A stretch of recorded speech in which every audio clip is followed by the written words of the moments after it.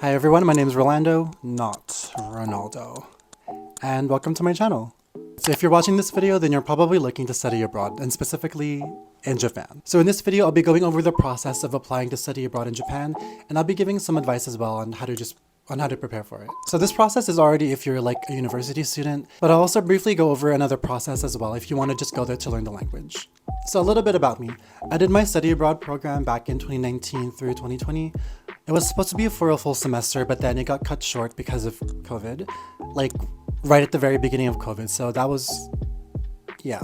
So studying abroad is just a great opportunity for you to really just get out there and explore the world and see what it really has to offer while still having enough time to immerse yourself in the culture. And it's really different from traveling there just on vacation, because usually vacations are a little bit shorter than when you're there for 4 months or for a full year, right? And as a university student, this is also a great way to fill up your electives while you're also traveling. I know that when I was in school, I wanted to take a year off just to like save up money or even just travel, but I also didn't want to push aside my graduation. So thankfully it worked out, because when you go to study abroad and you want to travel, it's basically a 2-in-1, right? So if you're kind of scared to go or you don't think you'll qualify because of like your marks or your GPA, then let me tell you a little secret. Let me tell you a little secret.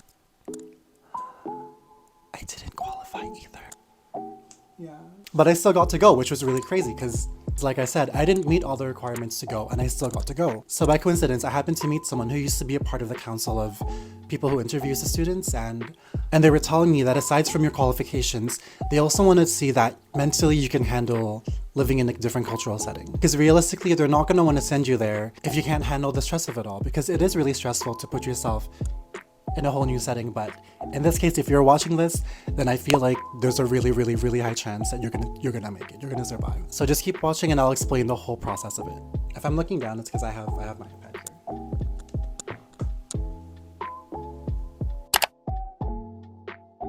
Okay, so first, go to your school's international center or wherever they deal with study abroad programs and ask to see the application. So this is a list of requirements that most schools have for the study abroad process. So mind you, this is different from most schools, but this is just the common things that I've seen through most applications.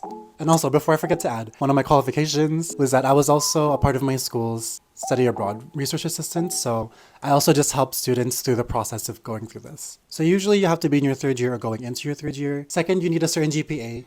I think for my school it was somewhere between 2.3 to 2.5. I think it was closer to 2.5 though, but like I said, it depends on each school. So 3, because you're going to Japan, there's usually a language requirement. It really depends on the school. Some schools have more language requirement than others. For my university, there was one school in Nagasaki that didn't require any Japanese language prior to going. The school that I went to in Nagoya required Japanese 101 and 102.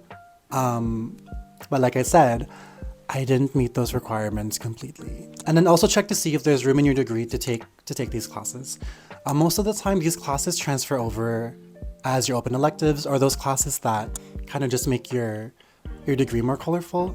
And I think for other classes, it transfers directly into it, but that also depends on your school.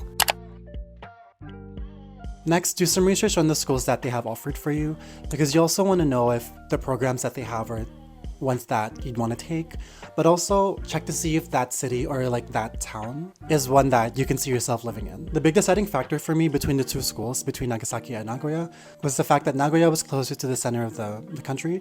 So getting from Nagoya to like Tokyo was a lot cheaper than going from Nagasaki to Tokyo.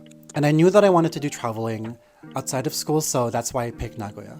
So Nagoya is also really close to Kyoto and Osaka. So if you want to take the bus, which is usually cheaper, it's around like 4 hours, but it's closer to an hour on a bullet train. And then for Tokyo, if you want to go there, it's more of a 6-hour bus ride.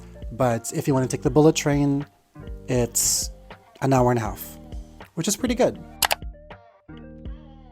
So for tuition, usually most universities want to make study abroad a lot more appealing. So for the most part, the cost of it is really similar to if you took one full course load at your university.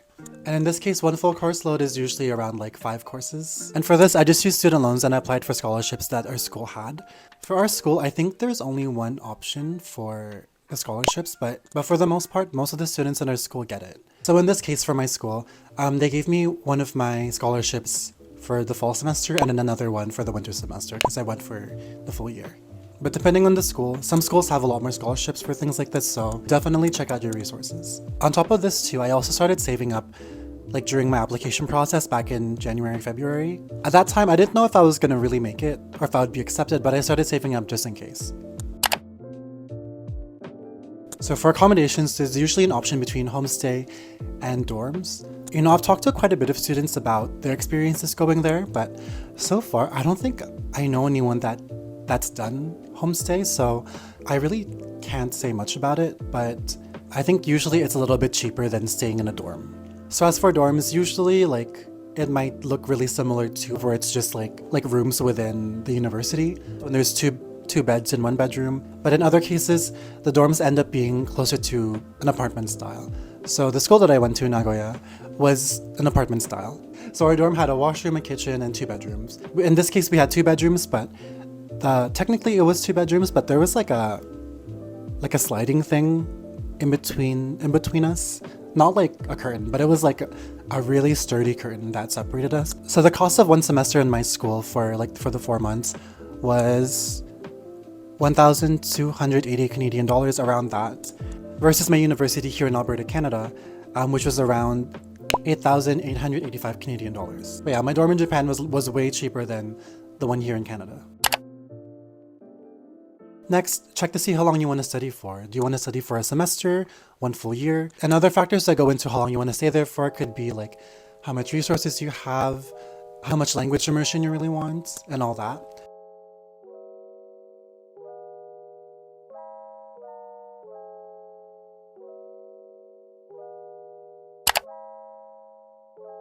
Okay, so for paperwork. So these are the ones that I've seen the most, and it's usually a letter of intent explaining why you want to go to that school and why they should pick you to study abroad. And don't make the same mistake that I did, where I just basically talked about how I really want to travel. Thankfully, my advisor looked over it and she was like, no, you have to rewrite this. So do your research on the school and their programs and make sure to mention that in your letter of intent. Next, our letter of recommendations. So if you're already close to a couple of professors, that's perfect. But if you're like really shy and introverted like me during university, I would say start as soon as you can to just form a bond with a teacher. Like, I'm really shy. So if you're also shy and really introverted, then start now with just like, you know, like do what you can to like talk to your professors, just like say hi to them, say how much you like their class, like just form some sort of connection, build some sort of anything with them that's appropriate. But yeah, build some form of connection with them so that when the time comes, you'll be able to go to them and ask them for help. So next up is a bank statement. Usually with this, they just want to see that you have a certain amount of money saved. But in some cases, I think your parents can send in their own bank statement. And then this last one, I'm bringing it up because I was so stressed having to write it. So you also have to submit a CV or like a curriculum vitae. You just have to submit like a school resume, listing out your accomplishments or just like things that you've done, extracurriculars, awards, things like that. So for mine, I added an award that I got for like a filmmaking thing. And then I did volleyball. I did volleyball intramurals, and then I just did that twice. And it just so happened that the team that I was on at some point won an award. We won a Spirit Award. Like, we were like really, really nice. If you have extracurriculars, accomplishments, definitely bring that up. If you had projects that you've had to work on, then usually in most programs, they make you do some sort of project, and you can also bring that up too in your school resume. So this part, the interview process. I get really nervous with interviews, so at some point you're probably gonna have to go through an interview process as well. And if you're great at it, then that's perfect. If you need more advice, these are some of my tips for you. So like I mentioned before, they're gonna wanna know if you can handle living there, like mentally. Like, so, you know, they wanna know your coping mechanisms. They wanna know what you do when you're stressed so that if anything happens while you're there, they know that you'll be okay. So, you know, get to know yourself and how you deal with these things, because those questions might come up, and then they might ask you like how you deal with stress. Like, do you go out for a walk? Do you make a to-do list? Do you talk to your friends? Do you read a book? Like, what are some healthy coping mechanisms that you have? And really highlight your healthy coping mechanisms. How do you prioritize things in times of extreme stress? Because on top of this, they also want to know that you can do all this on top of a language barrier. That's the crazy part, is that if you ever have to come across anything, there might be a really big language barrier. So in the case of Japan, there's usually a history of tsunamis, so I would also just double check to see like what the protocols are for that in case that comes up. Just like brush up on it. In my case though, like they really put us to the test because COVID happened and we had to deal with that last minute, which was crazy. I'm not gonna go over that in this video because that'll be too long, but I'll go over that at some point. Another thing too is show your university how you'll be a good representative for them, like how you'll be a good representation of their school in your host university.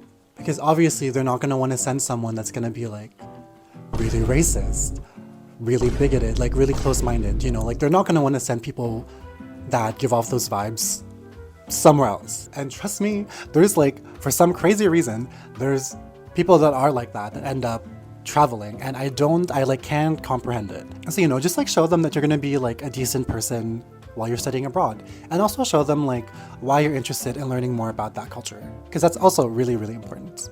Like, don't just go to say like, I want to watch anime, I want to run into Deku. Don't do that. Don't do that. Okay, but also, if you're like me and you don't meet the requirements completely, show them how you've been improving. So in my case, I really struggled in my first year and a half of university. So I'm pretty sure like in my third year, that was when my marks started to go up because I knew my study habits and I knew that I just didn't want to sit at like a really bad GPA. So during my interview, I went into detail about my new study habits and why this works for me specifically. I also went into detail why I want to get better academically. And if you also happen to want to go to a school where there is like a little bit more of a higher language requirement, then show them how you're trying to learn more of the language outside of school, because things like that also really matter. In my case, I enrolled in Japanese lessons outside of my school, and I just did that through like our city's Japanese Cultural Center, so I just took classes there, and I also brought that up during my interview. That being said, I didn't do very well in those classes, but the point is that the effort is there. Because the crazy thing is too is that at some point I did meet a student who was applying to the same school as me, and they had all the marks for it, and I was really surprised when I didn't see them at our student orientation for the students that were chosen to go. So I was like, oh, like I wonder what happened. Okay, so switching gears.